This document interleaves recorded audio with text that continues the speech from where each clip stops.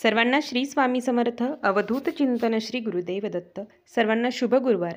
स्वामींच्या आशीर्वादाने तुमचा प्रत्येक दिवस सुखाचा जावो हीच महाराजांच्या चरणी प्रार्थना करते आणि आजच्या व्हिडिओला सुरुवात करते.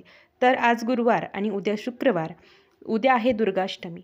तर दुर्गाष्टमीला आपल्या घराच्या मुख्य प्रवेशद्वारावरती तुम्हाला जे स्क्रीनवर दिसत आहे 64 योगिनी यंत्र आणून लावायचं असतं. हे फक्त दुर्गाष्टमीलाच आपण लावू शकतो.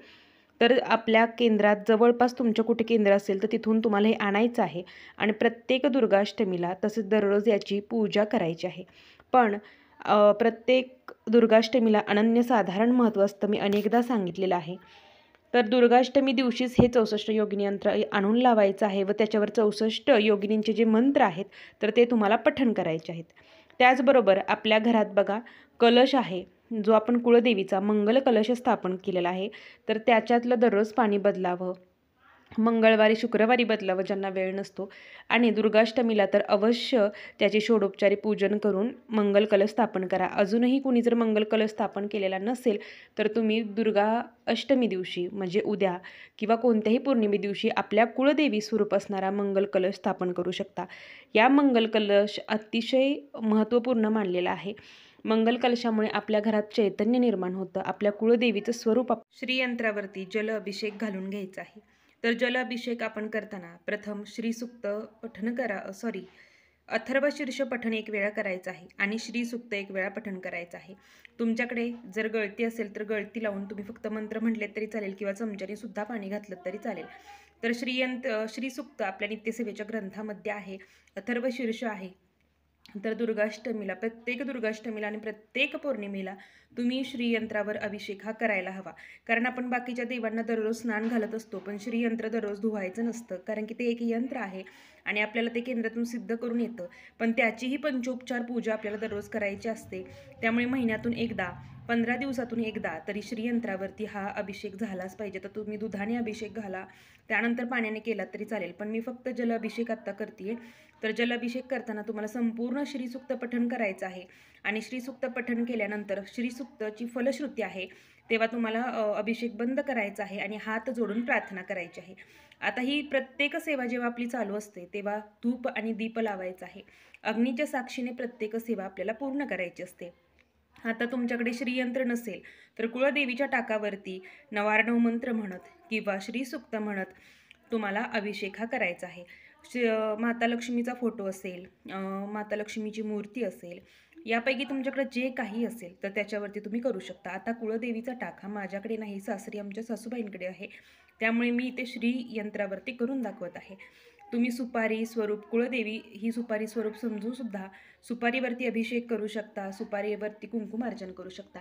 कुंकुमार्चनाचं जे कुंकू आहे ते अतिशय प्रभावी असतं, त्यामध्ये शक्तितत्व अतिशय आकृष्ट होण्याची क्षमता असते आणि ते जेव्हा आपण कपाळाला, मुख्य कामाला घरातून बाहेर पडतो, दररोज घरातून बाहेर पडतो, तेव्हा घरातील प्रत्येकाने ते आपल्या कपाळाला लावायला हवं. यामुळे आपल्यात ऊर्जा निर्माण होते व हाती घेतलेल्या प्रत्येक कामात आपल्याला यश मिळत असतं. त्यामुळे तुम्हाला दररोज घरातून बाहेर जाताना हे कुंकू कपाळाला लावायचं आहे. बाहेरच्या कुणाला हे फक्त लावायला द्यायचं नाही, कुटुंबातील प्रत्येक सदस्यांनी लावू शकता. नवरा, बायको, सासू सासरे, मुलं या सगळ्यांनी. फक्त बाहेरच्या येणाऱ्यांना हे कुंकू लावायचं नाही, कारण की आपण सेवा केलेलं कुंकू असतं. अभिषेकाचं तीर्थ आहे ते घरात थोडं थोडं सगळीकडे शिंपडायचं व उरलेलं तुळस सोडून तुम्ही कोणत्याही वृक्षाला घालू शकता.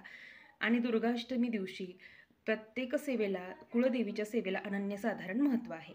तर श्रीयंत्रावरती अभिषेक करायचा, श्रीयंत्रावरती कुंकुमार्चन करायचं आहे आणि षोडोपचारी पूजा. षोडोपचारी पूजा म्हणजे काय? श्रीयंत्र स्वच्छ पुसून घेतल्यानंतर एक छोटंसं ताट घ्यायचं आहे, त्यामध्ये अक्षदा तुम्हाला घ्यायच्या आहेत किंवा अगदी काही लोक भरून सुद्धा अक्षदा घेतात, पण मी केंद्रात काकांना विचारलं, ते म्हटले थोड्याशा अक्षदा ठेवल्यात तरीही चालतात. तर अक्षदा घ्यायच्या, त्याच्यावरती श्रीयंत्र स्थापन करायचं, श्रीयंत्राला हळद, कुंकू, अक्षदा व्हायच्या आहेत, पांढरं फूल अर्पण करायचं आहे, पांढरं फूल अर्पण करायचं आहे, कमळगट्ट्यांची माळ अर्पण करायची आहे. तुपाचा दिवा लावून जर ही सेवा करायला जमली तर अतिशय उत्तम. तुपाचा दिवा लावायचा आहे, धूपदीप ओवाळायचा आहे आणि मनपूर्वक नमस्कार करायचा आहे. यापूर्वीही श्रीयंत्राच्या समोर तुपाचा दिवा लावून कमळगट्ट्याची माळ अर्पण करून मी व्यंकटेश स्तोत्र, श्रीसूक्त, विष्णू गायत्री मंत्र, लक्ष्मी गायत्री मंत्र याची सेवा सांगितलेली आहे. ही सेवा ही अतिशय प्रभावी आहे लक्ष्मी प्राप्तीसाठी. त्यामुळे दुर्गाष्टमीपासून तर ही सेवा तुम्हाला करायची असली करू शकता. तसेच दुर्गाष्टमीला फक्त कुळदेवीची सेवा म्हणून सुद्धा तुम्ही करू शकता. आणि या सेवेमध्ये सातत्य ठेवल्यानंतर तुम्हाला बदल हे दिसून येतील. त्यामुळे जरूर ही सेवा करायची आहे. महालक्ष्मी नमः. नमो नमः. अश्वपूर्वारतमद्या हस्तिनाथ प्रबोधिनीं श्रियं देवीमुपहवै श्रीमादेवी जुषतां. श्री स्वामी समर्थ. ओम श्रीं ह्रीं श्रीं कमले कमलालये प्रसिद्ध प्रसिद्ध श्रीं ह्रीं श्रीं महालक्ष्मी नमः. नमो नमः. कासोस्मिता हिरण्यप्राक्रांत आंध्राज्वलंती तृप्ता तर्पयन्तीं पद्मे स्थिता पद्मवर्णातमिहोपहवै श्रियं. श्री स्वामी समर्थ. ओम श्रीं ह्रीं श्रीं कमले कमलालये प्रसिद्ध प्रसिद्ध श्रीं ह्रीं श्रीं महालक्ष्मी नमः. नमो नमः. चंद्रा प्रभासा यशसा ज्वलंती श्रियं लोके देवजुष्टामुदरं त्वा पद्मिनीं शरणं प्रपद्ये अलक्ष्मीनशन्ता त्वा वृणे. आदित्यवर्णे तपसोदिजात वनस्पतिस्य वृक्षस्य बिल्वतस्य फलानि तपसा नुदन्तु मायान्तराच्चय्य बाह्य अलक्ष्मी. श्री स्वामी समर्थ. ओम श्रीं ह्रीं श्रीं कमले कमलालये प्रसिद्ध प्रसिद्ध श्रीं ह्रीं श्रीं महालक्ष्मी नमः. नमो नमः. ओम श्रीं श्रीं महामायाये नमः. ओम श्रीं श्रीं महालक्ष्मे नमः. तर श्रीयंत्रावरती श्री सूक्त म्हणत, ललिता सहस्त्रनाम म्हणत किंवा देवी अष्टोत्तर शतनामावली म्हणत तुम्ही कुंकुमार्चन करू शकता.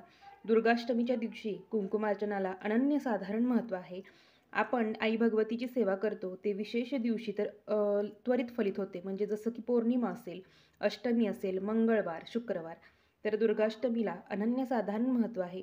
कुळदेवीच्या उपासनेला महत्त्व आहे.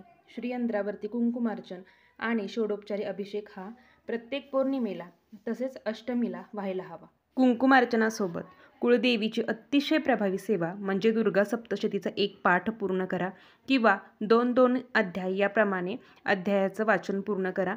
त्याचबरोबर ललिता सहस्त्रनाम, ललिता पंचक, सिद्धकुंजिका स्तोत्र या सर्वांचं पठण करा. नवार्णव मंत्र 108 वेळा पठण करायचं आहे. तर ही सेवा अवश्य करा.